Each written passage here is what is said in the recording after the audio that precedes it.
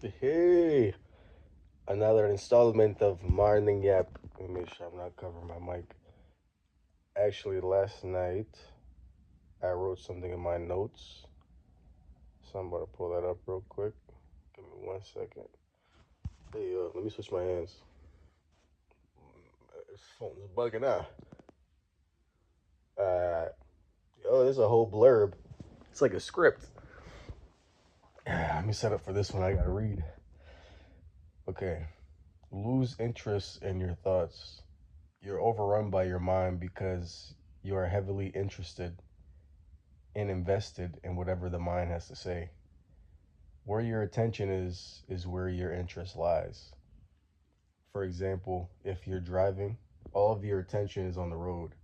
For the most part, sometimes your attention gets siphoned back into the mind, but for the most part, say if you're on a very treacherous part of the road or it's dark out, your attention is there because your interest is here because you're interested in staying alive. So your attention goes there. Bear with me here, guys. Um, when your attention is in thoughts, your attention is scattered. Scattered attention, guys. It's not focused. And Bruce Lee says, paraphrasing, the difference between an average man and a warrior is laser like focus, something that can be trained. So we look at a Bruce Lee, we look at a Michael Jordan, we look at a Kobe Bryant, and we think, wow, like they're just gifted. Like their minds are just wired differently. Yeah, they put in all the work and the discipline, but it's because their minds were just wired differently. They were bred for this. From the womb, they were gonna be who they were meant to be. And damn, damn. And in a way, yes, but for the most part, no. Your focus is trained. Laser-like focus is trained. Everybody, everybody has that inner warrior, bro. Everybody can have laser-like focus on whatever they do, on whatever task is at hand. I can have laser-like focus just recording this video. Um, and that's flow, actually. That goes back into flow state and training flow state. I actually also myself have to do more research into this, but I've heard the feeling of awe induces a flow state as well, like looking at a sunset, and that being a major contributor to how good your life is. How trained, how laser like is your focus, or how laser like can your focus be whenever you choose to do something, and how much flow is present in your life. I'll continue. Let me continue on. Um, in the same way, okay, so talking about your attention being trained, in the same way, you're training your attention to be scattered.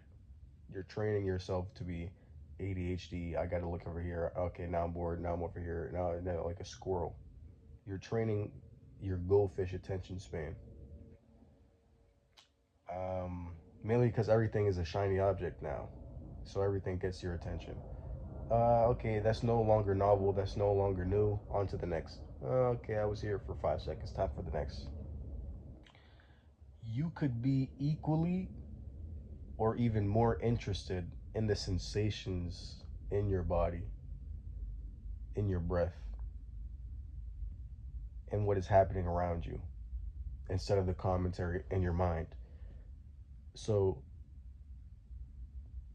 all of the interest and attention you give to your mind and the habitual interest you have in the thoughts, you could be equally or more interested in your breath, in the sensations in your body, in what's happening. Essentially, the training is to have your interest in what's actually happening in life, not in the commentary, not in the suggestions, not in the mental conditioning, the unraveling, the illusions, the mirage. How many times it's almost as if a man must see the mirage a million times before he starts to question the nature. How many times Do you go to the mine for water and you're still thirsty? It's sand, sinking sand.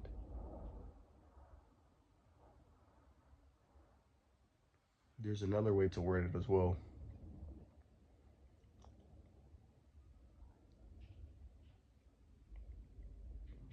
You're falling for deception. You're being deceived from living life to thinking about life. It's okay. This is also one way to think about it. There's been a natural degression. So Adam and Eve bit the apple, but before they bit the apple, they were naked in the Garden of Eden, but they didn't know they were naked, right? So they bit the apple, and then they were in their minds, and they saw themselves, and they were ashamed and had to cover themselves, right? So that began thinking consciousness. That began life from the mind, from life with living by instinct, to life living in the intellect. And now we have an apple on the back of the phone. You can't really see it too well. Kind of see the glare a little bit. Now we have the apple on the back of the phone. So now, from going to think about life, now we're in here. There was definitely I can word that better, but hopefully you followed that. I'm gonna continue reading. You could equally be yes, yes, yes, yes, yes. Okay, and you can hack this where your interest and attention goes. Excuse me. Putting your attention back and interest back in living life. You can hack this. You hack this by saying lose interest mentally every time you're caught up in your mind. Every time you're caught up in thought, you say to yourself, lose interest. Um, because realistically, you'd rather be living life than forcefully cast it away into your imagination. I think that's a fair assessment. Now, there's a time and place for everything. There's a time and place for thinking.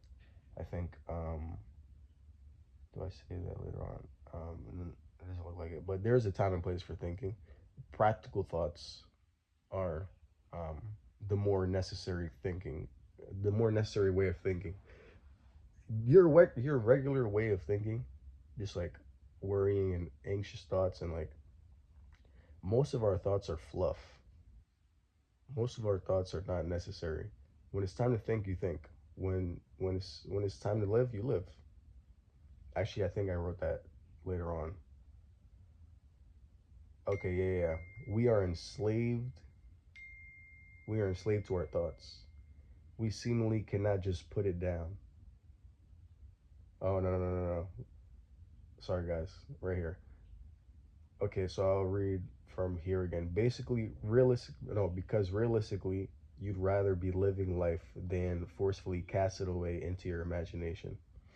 Lose interest in the distractions, in the fluff. All of these thoughts are fluff.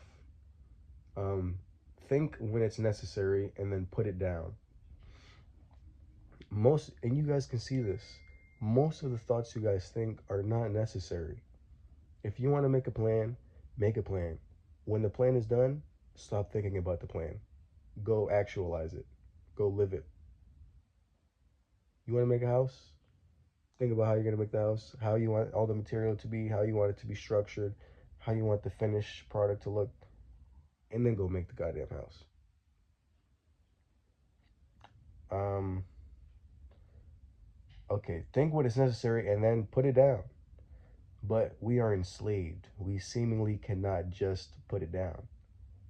So we train this, okay? So we're meant to train this. Lose interest in the thought. This is the practical. Lose interest in a thought a day. Then progressively increase that number. Because whenever you endeavor to essentially change who you are, by changing your actions, you're supposed to start small. Very actionable, starburst like steps. Because you're meant to, there's a habit change like graph. You have motivation, you have ability, and there's one other thing. But essentially, you're not meant to bet on motivation, because one day it's called the motivation monkey. It's just always jumping. It's here one day and gone the next. You're going to be motivated when you first see who you want to become, you do the research and it's new. But a couple days in, you're not going to be motivated. Or let's say you really have a huge wave. Most of the time, sometimes you can ride on that, but most of the time, let's say a weekend, the motivation fades and you're like, your old your old program, your shadow comes back and reaches back for you. Like, okay, you've had enough of that. Now let's come back. Let's go back to our regularly scheduled program. But when you start small, the ability to do it is so high. It's like it's nonsense not to do it. Like if you want to get in shape, do a push up a day. You can do a push up a day. Do a push up a day for a week and then increase it to 2 push ups or 3 push ups or 5 push ups. Essentially, very, very extremely practical, actionable steps. So let go of a thought a day. And then you progressively increase that number or lose interest in a thought a day. Um, and one is just the bare minimum. You can lose interest. Letting go and losing interest are somewhat of the same thing, but we're talking about losing interest. Lose interest in a thought a day. Um, realistically, you can lose interest in as many as you want slash can. Um, get your interest. Okay, get your interest and attention back. Get it back to you instead of it being your. It was forcefully taken from you, so to speak. We are all naturally able to have laser like focus on anything. We've just been trained to be distracted and have our attention scattered. Would you rather be scattered or focused? That's the ending question. There was something I was going to add on to that in the middle. Get your attention back.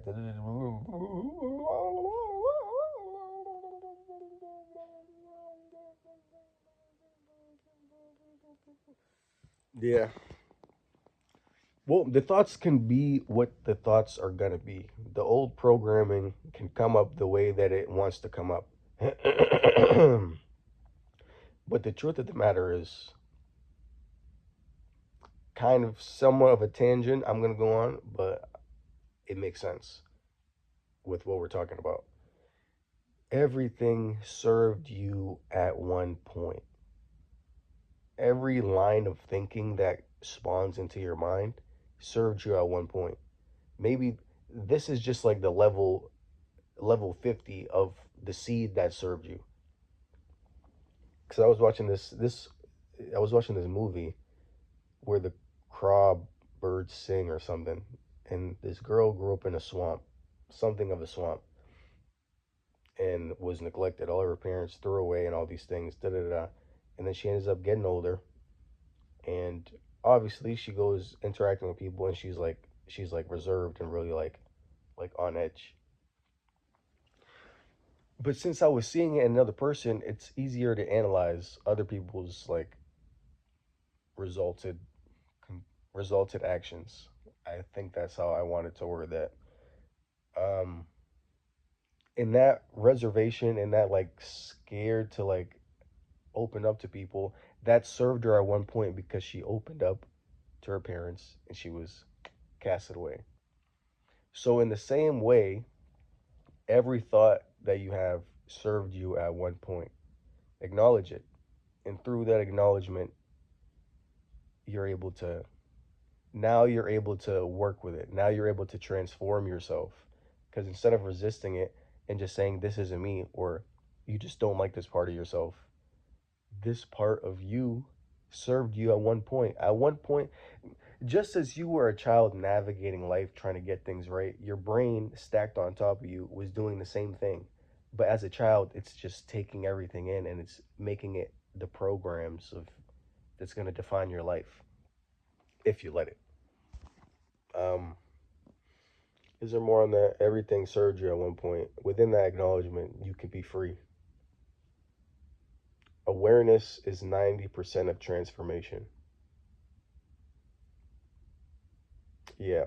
Um, I think I'll end it with that. Lose interest, bro. It's your interest in bad things. It's your interest in distractions that is keeping you distracted. It's your interest in these fluff thoughts that are it's just making your life poop. The quality of your life is poop because where you're interested in low quality things.